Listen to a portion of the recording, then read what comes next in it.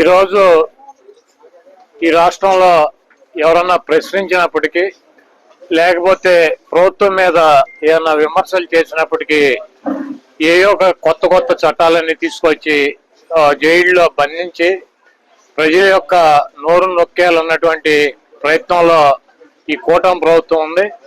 మీరు కనుక గమనించినట్లయితే ప్రశ్న రావణ్ణి కొత్తగా ఉప్మా చట్టం ఇడ్లీ చట్టం ఒకటి తీసుకొచ్చి అరెస్ట్ చేసి జైలుకి పంపించడం జరిగింది.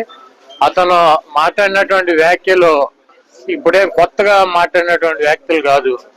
ఎందుకంటే ఈ రాష్ట్రంలో ముఖ్యమంత్రులుగా ఉప ముఖ్యమంత్రులుగా అనేక రకాలైనటువంటి పదవుల్లో ఉన్నటువంటి వ్యక్తులే అంతకన్నా ఇంకా భయంకరమైనటువంటి భాషలో మాట్లాడినటువంటి పరిస్థితి ఉంది.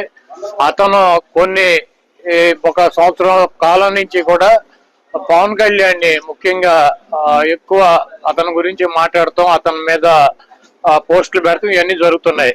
కాబట్టి ఒక కక్ష కట్టినటువంటి వాతావరణంలో మరి పవన్ కళ్యాణ్ పార్టీ సంబంధించినటువంటి పార్టీ జనసేన కేసులు పెడతాం, అతన్ని పోలీస్ స్టేషన్లకు 4 స్టేషన్లకు తిప్పటం, అక్కడ జనసేన శ్రేణులు దాడికి వెళ్ళటం, అయినా కూడా మరి మేజిస్ట్రేట్లు బెయిల్ ఇవ్వటం వలన కొత్తగా ఉప్మా చట్టం అని ఒకటి తీసుకొచ్చి అతను జైలుకి పంపించడం జరిగింది. అదేమంటే రావణ్ అనే అతను వైసీపీకి సంబంధించినటువంటి వ్యక్తి మా పార్టీకి మేము డబ్బులు ఇచ్చి పనిచేస్తున్నాం అని చెప్తున్నారు. మీరు కనుక ఈ మొత్తం ఈ జరిగినటువంటి సంఘటన కనుక మనం పరిశీలించినట్లయితే తెలుగుదేశం పార్టీ వాళ్ళు ఎక్కడ కేసులు పెట్టలే అతని మీద. తెలుగుదేశం పార్టీ వాళ్ళు ఎక్కడ కూడా పోలీస్ స్టేషన్కి వెళ్ళి దాడులు చేయలే. తెలుగుదేశం పార్టీ ఎక్కడ కూడా అతని గురించి కానీ అతను సోషల్ మీడియాలో కానీ రావణ్ చెడ్డవాడనో లేకపోతే అతని గురించి ఎక్కడ కూడా విమర్శలు ఏంటో రావణ్ అనేటువంటి వ్యక్తి తెలుగుదేశం పార్టీకి లోకేష్ కి బాలకృష్ణకి చంద్రబాబు కూడా అనుకూలంగా ఉంటాడు. ఎక్కడ ఒక మాట కూడా మాట్లాడు. కాబట్టి తెలుగుదేశం పార్టీ కాముగా ఉంది. వీళ్ళందరూ కూడా అతని మీద మరి దాడి చేసేటువంటి కార్యక్రమం. అదేవిధంగా గతంలో మేము అధికారంలో ఉండగా జగన్మోహన్ రెడ్డి గారి మీద కూడా అనేక రకాలైనటువంటి విమర్శలు చేశాడు. మేము ప్రతిపక్షంలోకి వచ్చినా కూడా మా మీద విమర్శలు చేశాడు. ఏదేమైనప్పటికీ మేమైతే కనుక ఈ రకంగా అణిచివేయాలన్నటువంటి ప్రయత్నం చేయలేదు. చంద్రబాబు నాయుడు కూటానికి రోజులు దగ్గర పడి, ఎందుకంటే మాది గొడ్ల పార్టీ అని చెబుతాడు, ఆయన చెబుతాడు, వాళ్ళ అబ్బాయి చెబుతాడు, ఆ పార్టీ చెబుద్ది, ఆయన మీడియా చెబుద్ది. అంటే ఆయన భ్రమ ఏంటంటే పిచ్చి ఇంకా భ్రమలో ఉన్నాడు. మేము ఏది చెప్తే ప్రజలు కూడా అదే మాట్లాడతారని. మాది గొడ్డల పార్టీ అని ఎవరు అనరు, మాది సంక్షేమ పార్టీ అని చెప్పి ప్రజలు మాట్లాడుకుంటారు. మాది గొడ్డల పార్టీ కాదు, నీది బూడిద పార్టీ అని చెప్పి రాష్ట్రంలో ఉన్నటువంటి ప్రజలు మాట్లాడుకుంటున్నారు. ఈ రోజు తెలుగుదేశం పార్టీ అంటే అతనికి వ్యతిరేకంగా ఉన్నటువంటి వ్యక్తుల్ని పోలీస్ స్టేషన్లకు తీసుకెళ్లి తగలెట్టి బూడిద చేసేటువంటి పార్టీ తెలుగుదేశం పార్టీ. అంటే బూడిద పార్టీ, ఇది బూడిద ప్రభుత్వం అని చెప్పి మాట్లాడుకుంటున్నారు. మీకు రాబోయే రోజుల్లో మీ పార్టీకి మీకు ఆ బూడిదే మిగులుతుందని చెప్పి తెలియజేస్తున్నాను.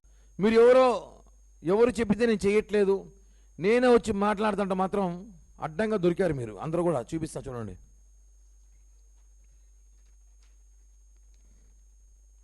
ముందు రోజు జడా శ్రావణ్ కుమార్ ప్రెస్ మీట్ పెట్టాడు. ప్లీజ్ జూమ్ చేసుకోండి కొంచెం. జడా శ్రావణ్ కుమార్ ప్రెస్ మీట్ పెడితే ఇక్కడ ఒక వ్యక్తి ఉన్నాడు గడ్డం పెట్టుకొని. ఇతను వైసీపీ నాయకుడు, కార్యకర్త.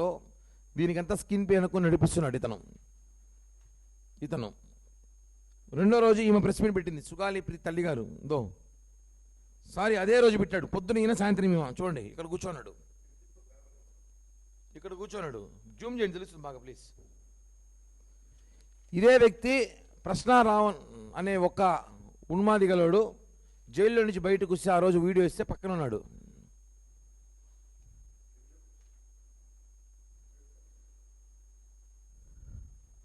ఇదే వ్యక్తి. ఇప్పుడు ఇదే వ్యక్తి బైరెడ్డి సిద్ధార్థతో పాటు ఉన్నాడు.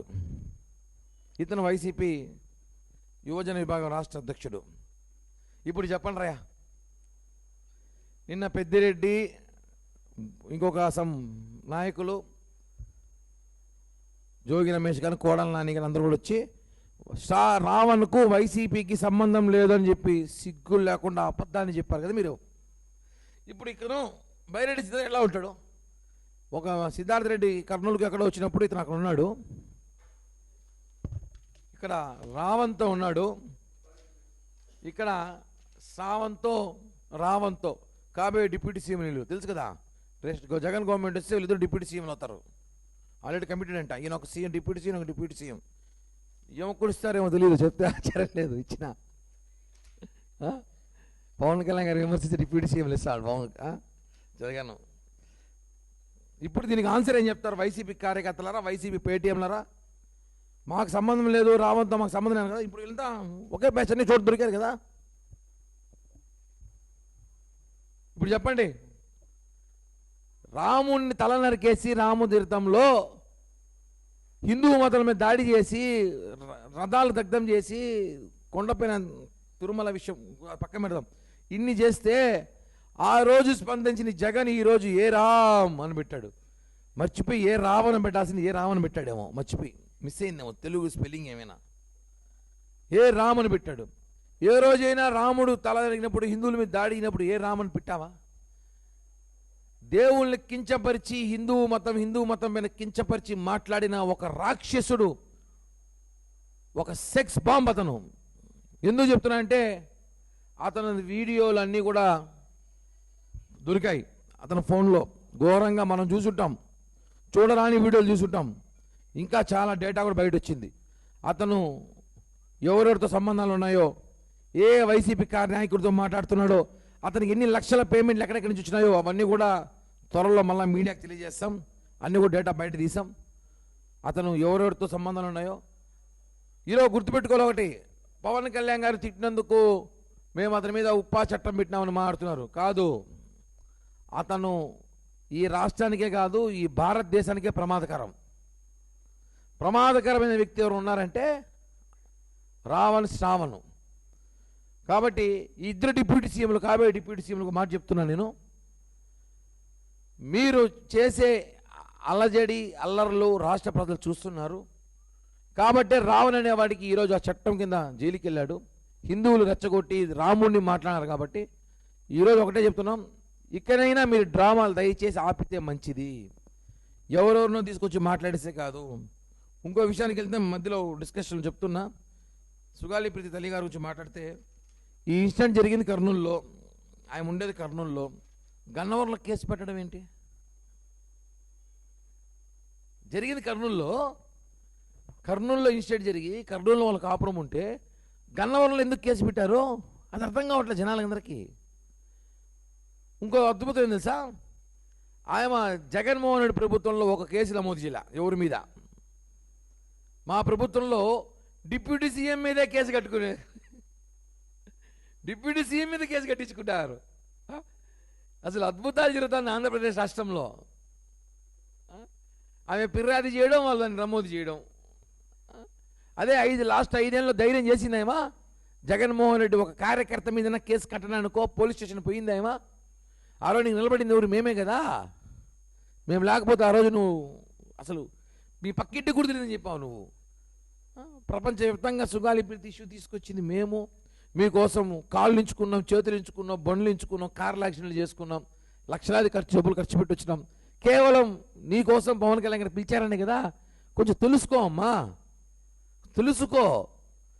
బాధేస్తుంది కొన్ని విషయాలు చెప్పాలంటే, దారుణం కదా. ఒకసారి మా జనసేన పార్టీ పేజీలోకి వెళ్ళి చూడు, నువ్వు ఏం మాట్లాడినావు వీడియో పెట్టున్నాం మేము, ఒకసారి చూడండి ఆమె ఏమేమి మాట్లాడిందో ఈరోజు ఆమె మాటల్లో కూడా. కాబట్టి సుగాలి ప్రీతి వాళ్ళ తల్లి గారు, దయచేసి ఇప్పటికన్నా మీరు ఈ దొంగల ట్రాప్లో నుంచి బయట రావాలని మనస్ఫూర్తిగా కోరుకుంటున్నాను. అలాగే వైసీపీ నాయకులు కూడా మీరు ఇంకా రావాలనకాల మేము లేదని చెప్తే నమ్మే పరిస్థితి ఎవరు లేరు.